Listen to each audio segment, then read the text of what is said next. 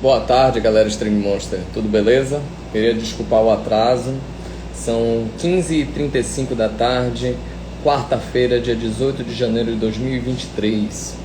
Eu me atrasei porque eu estava fazendo uma consultoria com um grande amigo, meu chefe, Dr. Marcos Vinícius Barroso, que estava fazendo as compras da raquete dele, nova, e a gente estava ajudando Dr. Barroso a ter uma raquete adequada para o jogo dele.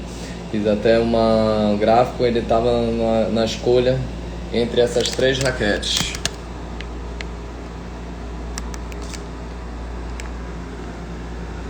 Red Gravity, Red Speed e Red Radical, as três modelos MP.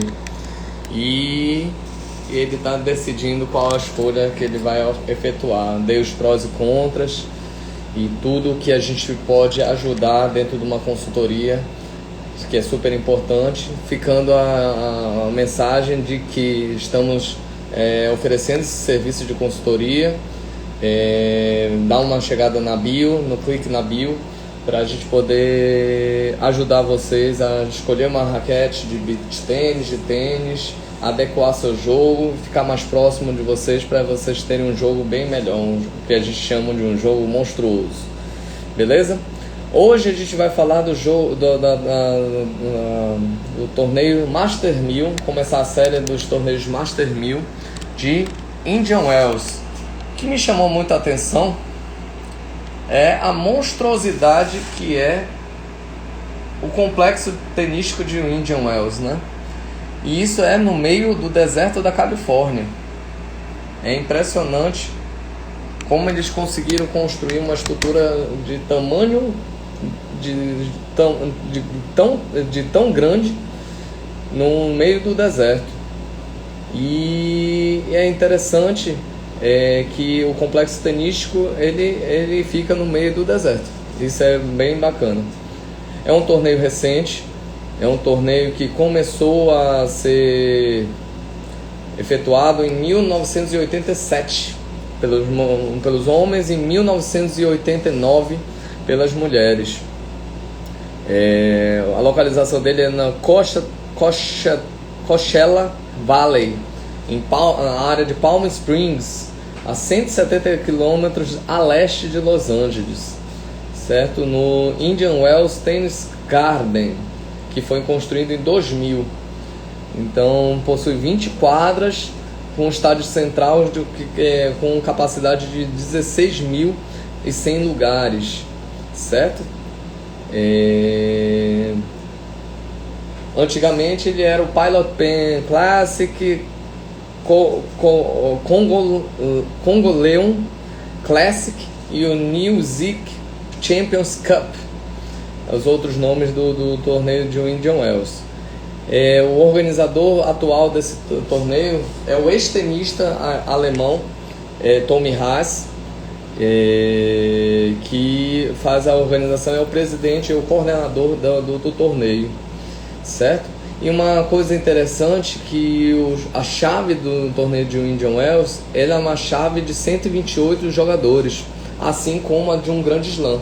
Só 2 torneios de Master 1000 apresentam uma chave desse tamanho, que é o torneio de Indian Wells, que ele tem 1 semana e meia, normalmente, então ele tem um esquema bem parecido com o torneio os 4 grandes slams. São 7 rodadas para você chegar ao título,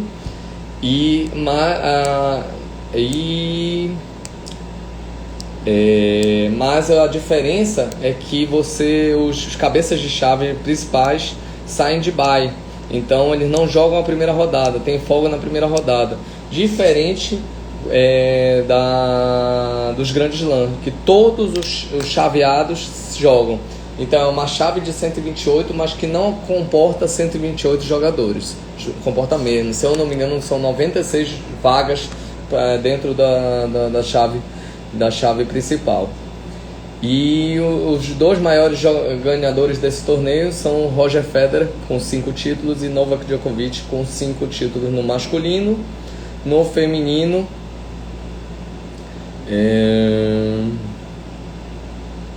No feminino Deixa eu ver quem teve múltiplas vencedoras. Kim Clijsters com 2 títulos. Serena Williams com 2 títulos. Vitória Azarenka com 2 títulos. A Mary Jo Fernandes com 2 títulos. Basicamente é isso. Então existe um grupo seleto que apresentaram 2 títulos. Teve uma grande variação de Lindsay Davenport também com 2 títulos. Daniela Hantuchova com 2 títulos. Maria Sharapova com 2 títulos. Então é um grupo seleto que tem 2 títulos cada, que apresenta no Masters 1000 de Indian Wells. Uma coisa interessante dentro meio que uma fofoca dentro do torneio de Indian Wells feminino, que a Serena Williams e Venus Williams, as irmãs Williams, boicotaram esse torneio por mais de 10 anos, porque alegaram que quando disputaram esse torneio, sofreram injúrias raciais. Isso é lamentável. Infelizmente ainda acontece no mundo de hoje. E durante a edição de 2001, as irmãs enfrentaram na semifinal as irmãs se enfrentaram na semifinal e a Venus desistiu. A final foi contra a Kim Clijsters, a belga, e a Serena foi vaiada, segundo ela e o seu pai, e foram atingidos por agressões verbais. Sofreram sanções financeiras, perda de pontos de ranking, mas não jogaram esse torneio por até 2015, quando ela, Serena, voltou primeiro e depois Venus Williams voltou. É triste e lamentável ter ainda esse tipo de cena dentro do tênis e dentro dos esportes, né? Ainda ocorre dentro do futebol, injúrias raciais, e isso é lamentável. Isso é triste, quem ainda pratica esse tipo de crime, né? Que no nosso país isso é crime, certo? O último campeão foi Taylor Fritz, em cima de Rafael Nadal. Infelizmente, fazendo um gancho para o Alberto da Austrália, tivemos a saída de Rafael Nadal do torneio, perdeu em 3-7-0 para McDonald's dos Estados Unidos. E é triste porque ele ainda apresenta lesão. Agora apresentou uma lesão no quadril. Ele tem uma doença rara na lesão dos ossos do tarso, que gera muita dor no pé dele. E agora uma lesão do quadril que estava impossibilitando dele praticar a esquerda dele. Então é complicado, infelizmente. Ele deu uma notícia de que nunca ia se aposentar sendo defensor de um título, mas existe uma grande possibilidade dele aposentar em Roland Garros. Essa é a minha aposta, porque conviver com dor é muito complicado. Muitos jogadores abdicaram da sua vida do tênis por causa de dores incontroláveis. Um exemplo foi Guga, André Agassi, Magnus Norman, sueco, rival de Guga, Roger Federer, Del Potro. Então é complicado. Chega uma hora que o corpo chega no limite e não dá mais para praticar o tênis em caráter, em nível de competição que se gostaria. E aí é melhor desistir, porque podendo comprometer, ter lesões para o resto da vida. 2021, Cameron Norrie, que é uma grande aposta para esse ano no Australian Open. É um cara que pode surpreender. A minha aposta, eu já errei, por exemplo, na enquete que a gente fez da final do Australian Open, né? Rafael Nadal já saiu fora. Mas ainda resta a minha aposta em Holger Rune. Para mim é um moleque que está a ser batido nesse torneio. 2020 não houve por causa da Covid.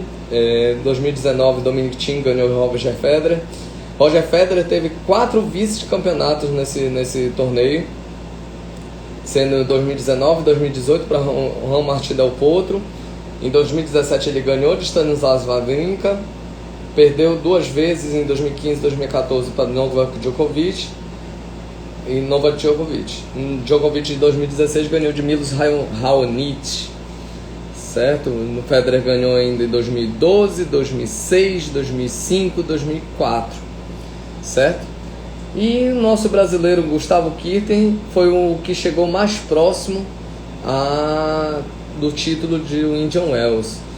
Em 2003, o legal é que ele já estava próximo ele nesse ano de 2003 foi o ano que ele ganhou Roger Federer no torneio de Roland Garros com triplo 6-3, que ninguém apostava que o Guga teria essa capacidade, e Federer estava no auge da carreira, estava muito bem, e Guga ainda já com as queixas de dores, provavelmente indicando o declínio da carreira dele. E ele conseguiu essa vitória surpreendente em cima do Federer, e aí chamou a atenção nesse ano. Mas o ano de 2003 foi um ano que Guga começou a declinar dentro da carreira, infelizmente. Lleyton Hewitt ganhou ele um duplo 6-1, certo? Outro cara importante que foi campeão de sul-americano, que foi campeão de Indian Wells, se chama Marcelo Rios, o bad boy, o rebelde. O cara, ele era totalmente o Nick Kyrgios da década de 90. Revoltado, não treinava direito, mas tinha um extremo de um talento, era muito talentoso. Não tinha tanta altura, mas tinha uma habilidade com as mãos que era impressionante com relação à raquete, certo? Outro cara que a gente não comentou ainda, que ele foi o vencedor mais novo de Roland Garros. Não sei se Nadal bateu ele, mas ele em 1988, deixa eu ver aqui, ele ganhou o Aberto da França, em 1989, em cima de Stefan Edberg, Michael Chang, americano, Michael Taipei Chang, nasceu em 72 e ele foi um campeão em 1989. Ele, em certo momento, ele foi o campeão mais novo, ele não é mais o campeão mais novo de um grande slam. Se eu não me engano, ou ele perdeu para Carlos Alcaraz ou para Rafael Nadal, esse título de campeão mais novo de grande slam, certo? Cara, um excelente devolvedor. Na quadra de saibro ele era difícil de ser batido, apesar da sua pouca altura, certo? Quem mais? Ele foi campeão 3 vezes desse torneio, 92, 96 e 97. E outro cara que recentemente se meteu em uma confusão com relação a calote fiscal, foi preso e tudo mais, mas ele, dentro do tênis, ele foi um cara super competente, um jogo de saque voleio impressionante. Até coloquei uma reportagem no Stories falando sobre ele e André Agassi, que é Boris Becker, que André Agassi conseguiu fazer a leitura que nem Boris Becker sabia, ele fazia de maneira inconsciente com relação ao saque de Boris Becker, que ele conseguia, ele identificou que a posição da língua de Boris Becker indicava o lado que ele ia sacar. Então Agassi, como ele descobriu isso, ele já se antecipava ao saque de Boris Becker, não dando chance dele fazer o retorno da devolução de Agassi. E o engraçado é que a Agassi só contou isso depois da aposentadoria dos dois, lógico, né? Porque ele ia sempre se aproveitar dessa habilidade que ele adquiriu de leitura do jogo de Boris Becker. Isso é bem legal.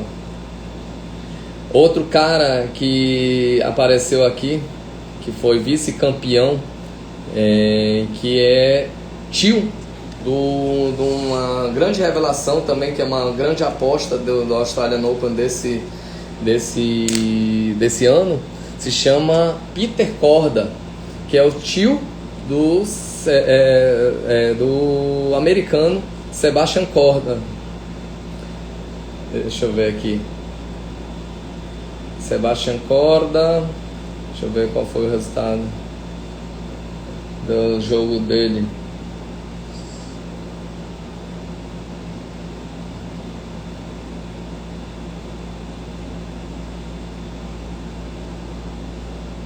McDonald's, Shelton,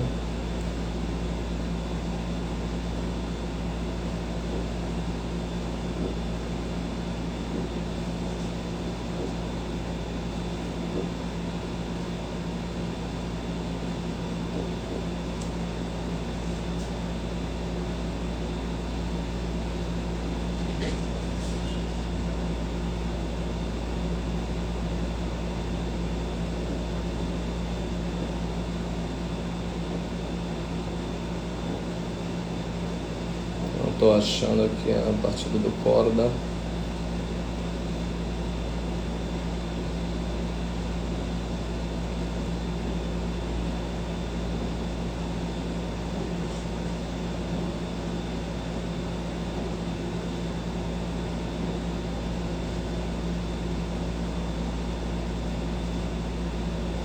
Ele chegou na final junto de Adelaide contra Djokovic.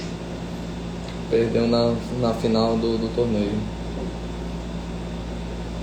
Sebastian Korda ganhou de Cristian Garin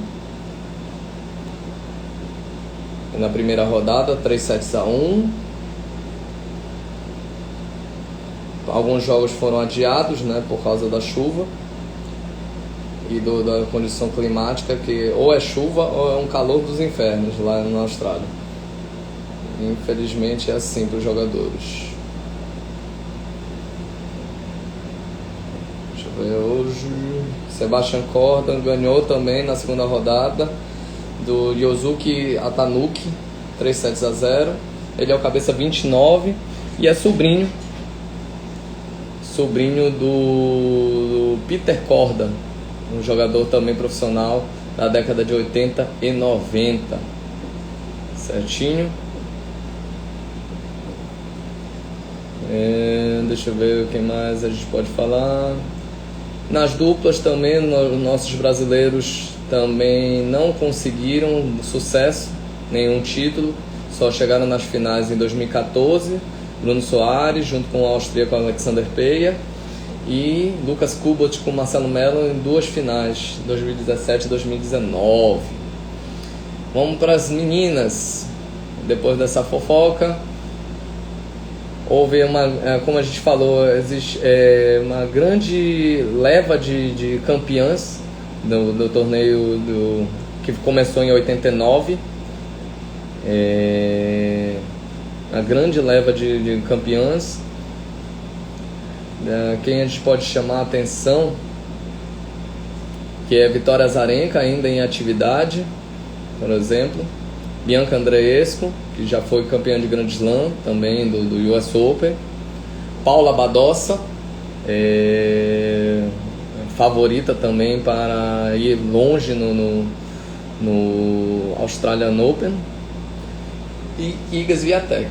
Ontem, Iga Swiatek no ano passado ganhou de Maria Sakkari na final de 6-4, 6-1.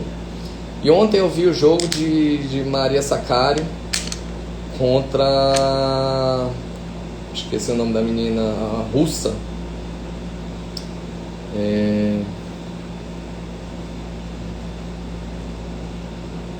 Cadê Maria Sakkari? Schneider.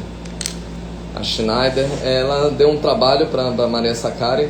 Eu vejo que o jogo de Maria Sakkari é um jogo muito instável, ela faz games muito rápidos, em certos momentos, encaixando a direita dela, que não tem uma grande potência, a esquerda também tem uma grande angulação, mas faz muita dupla falta, um jogo totalmente instável. Depois, de vez em quando ela solta um míssil que vai longe para fora, e numa dessa quase que Schneider arranca a vaga dela para a terceira rodada, certo? E uma coisa que hoje, no treino de hoje eu treinei com Losomar, um grande jogador aqui de Belém. Ele é ranqueado no ETF Seniors 40 a mais, no top 60 do ETF. Vai em março agora para o torneio na Turquia, um mundial na Turquia. E eu identifico com ele que tênis é constância.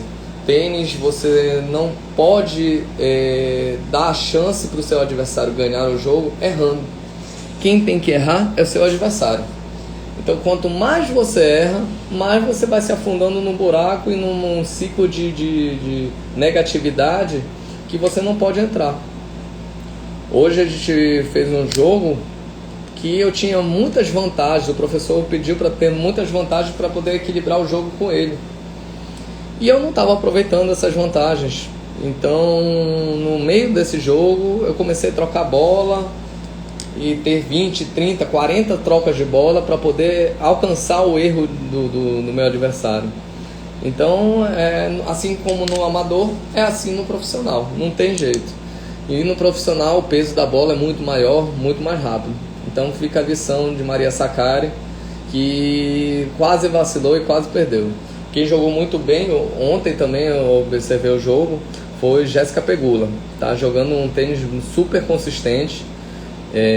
A Sasnovic, no início do primeiro set, jogou muito mal, mas o segundo set entrou no jogo e deu trabalho para Pegula no segundo set, mas foi vitória de Pegula com 2-7-0, 6-2, 7-6, certo?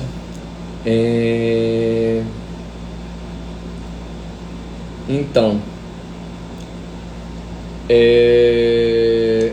sobre Indian Wells, o que eu achei interessante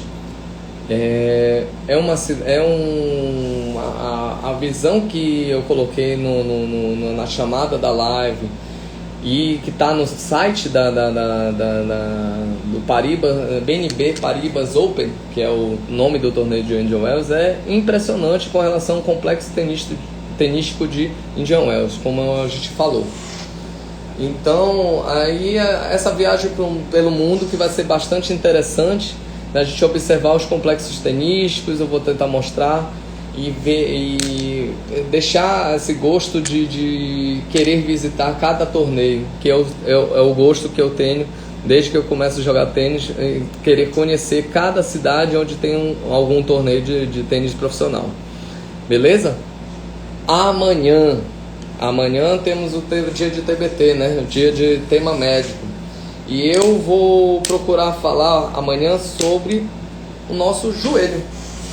O joelho e as principais lesões que podem ocorrer no joelho, principalmente no tênis. Então, assim, é um assunto interessante para a gente poder observar as medidas que a gente pode tomar para evitar lesões do joelho e, quando tiver as lesões, o que deve ser feito para tratar e recuperar dessas lesões do joelho. Entendeu? Uma lesão, o que me motivou a falar desse assunto foram duas causas. Primeira causa, eu estou sofrendo há 1 ano com uma lesão no joelho, uma condropatia, que gera muita dor, um aumento do comprometimento do arcabouço muscular da coxa e da perna. E sofro muito com a fisioterapia, mas estou fazendo as medidas protetivas que a gente vai falar amanhã.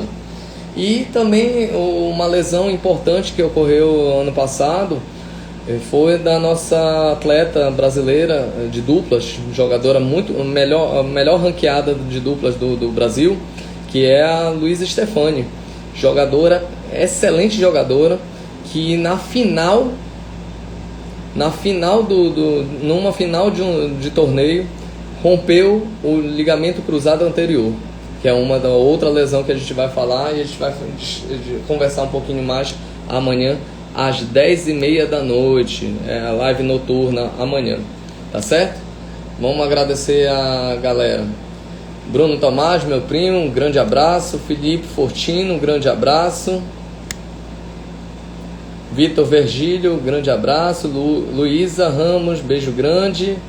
Giovanni Lorde, professor de tênis e beach tênis, lá da PS Tênis, grande abraço. José Heitor, um grande abraço. Juan Carlos, grande abraço. Irã Rocha, meu pai, grande abraço, beijo grande. Edna Lúcia, sempre presente também, minha mãe. João Paulo Corvo, um parceiraço lá do tênis lá da Bahia. E é isso.